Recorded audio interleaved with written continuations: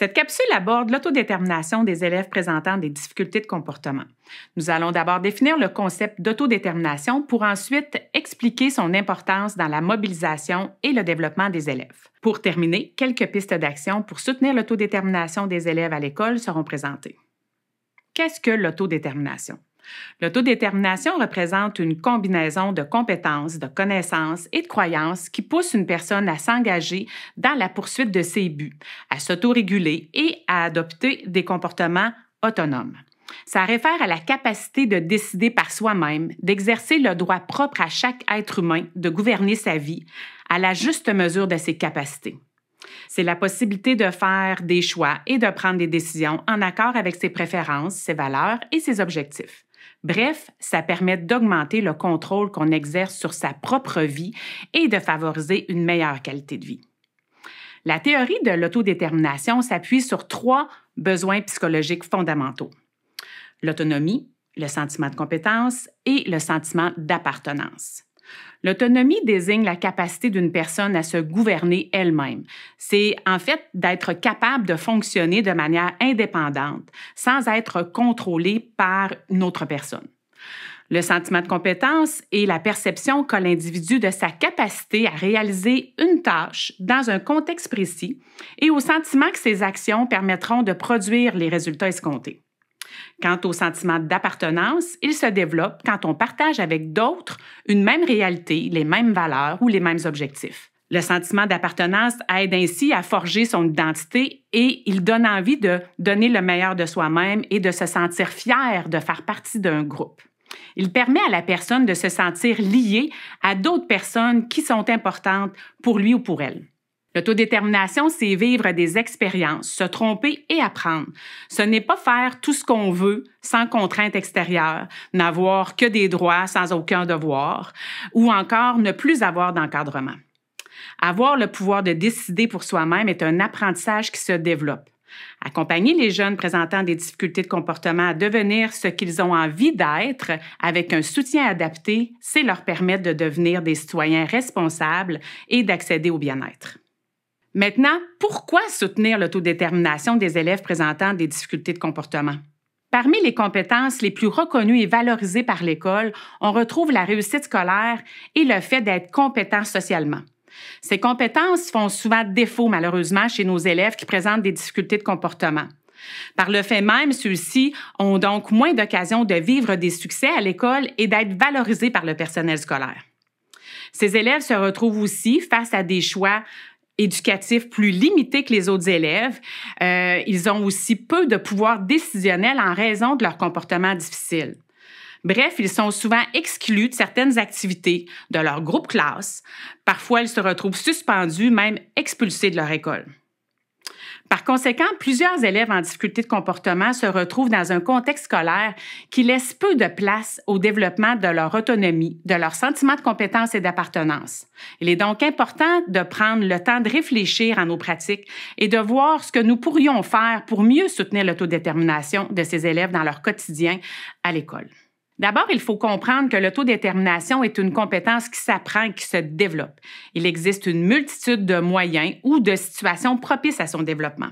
Voici quelques exemples de cibles de développement que nous pouvons travailler avec les élèves dans leur quotidien à l'école. Pour commencer, on soutient l'autodétermination des élèves lorsqu'on les aide à se connaître, en leur posant des questions comme « Qu'est-ce que tu aimes? Quelles sont tes forces? Qu'est-ce que tu préfères? Qu'est-ce que tu aimes le moins? Quels sont tes défis ou encore tes besoins? » On le fait aussi en les aidant à s'accepter et à se valoriser, en les aidant à reconnaître qui ils sont et à développer une fierté pour ce qu'ils sont, en utilisant leurs forces comme des leviers pour relever leurs défis ou encore pour les aider à croire en leur capacité de réussir. Un autre moyen est de multiplier les occasions où les élèves peuvent faire des choix et prendre des décisions. Par exemple, en choisissant comment, quand ou avec qui ils réaliseront une activité ou un projet, ou encore en choisissant les moyens à privilégier pour les aider. Il faut aussi adopter une vision optimiste et leur témoigner avec assurance notre croyance en leur capacité d'apprendre et de s'améliorer. On peut aussi soutenir l'autodétermination lorsqu'on aide les élèves à identifier ce qui est important pour eux, à établir des priorités et à se fixer des objectifs, en les aidant ensuite à visualiser les actions à poser et en identifiant avec eux des moyens pour atteindre leurs objectifs. Ça peut alors demander qu'on les accompagne afin qu'ils acceptent l'aide qu'on leur donne et qu'ils utilisent les ressources disponibles pour eux. En prenant le temps de discuter avec eux pour les aider à anticiper les résultats attendus, on pourrait par exemple leur poser des questions comme « Quels seront les avantages alors pour toi ou pour les autres? » Quels sont les défis ou encore les obstacles que tu risques de rencontrer? En les aidant ensuite à comparer les résultats avec ceux qu'ils avaient anticipés. Soutenir l'autodétermination, ça veut aussi dire enseigner aux élèves quels sont leurs droits et leurs responsabilités et de les accompagner dans l'apprentissage de la démarche de résolution de problèmes. C'est leur fournir de multiples occasions de communiquer leur opinion, leur point de vue sur une situation et leur permettre d'apprendre à négocier et à défendre leur point de vue de manière appropriée. On peut aussi les inciter à s'auto-observer, à s'auto-évaluer pour ensuite, le cas échéant, les encourager à s'auto-gratifier. Pour l'intervenant, c'est d'accepter de partir du point de vue de l'élève pour analyser les situations difficiles plutôt que de porter un jugement unidirectionnel sur celles-ci. Ça veut dire qu'on adopte une approche collaborative avec l'élève où on cherche à comprendre avec lui les facteurs qui influencent son comportement plutôt que d'évaluer seul de notre côté la situation à la suite de nos observations. En agissant ainsi, ça nous permet ensuite d'aider l'élève à reconnaître l'influence de ses choix et de ses comportements sur les conséquences qu'il vit ou encore sur les résultats qu'il obtient. Ça permet du même coup de l'aider à prendre conscience de ses progrès, de ses réussites et au besoin à faire les ajustements nécessaires pour parvenir à atteindre ses objectifs.